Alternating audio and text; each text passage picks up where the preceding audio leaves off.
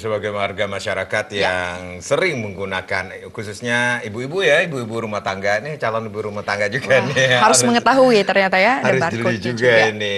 Ini kebutuhan yang sangat vital juga loh untuk urusan dapur, masak memasak. Setuju Seperti itu ya, sekali Kak Orang setuju. ya. Nggak perlu masak ya, beli di luar ya. Nggak perlu baca barcode dulu ya. Pasti Hologram dulu beli dicek. beli apa? Beli LPG agak ribet juga ya. Kita harus lihat barcode-nya juga.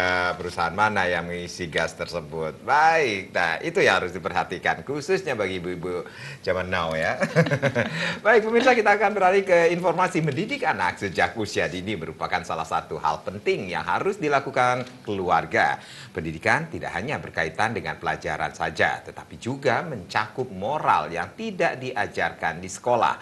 Pendidikan moral akan tercermin pada perkataan dan perbuatan si anak.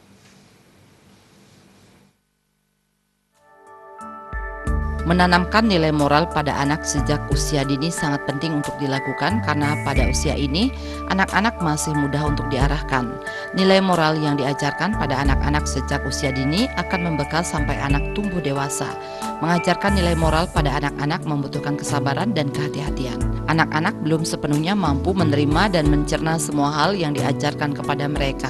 Orang tua harus memiliki metode yang tepat dalam mengajarkan nilai moral maupun memberikan contoh yang baik sehingga anak akan mudah memahaminya. Selain itu, mengajarkan nilai moral pada anak harus dilakukan secara perlahan dan bertahap. Sehubungan dengan hal tersebut, Ketua Prada Bali Ida Ayu Made Purnamaningsih berpendapat memberi edukasi yang tepat kepada anak akan memberi dampak positif terhadap perkembangan karakter mereka. Harapannya nantinya mereka tahu mana yang harus dilakukan dan mana yang harus dihindari.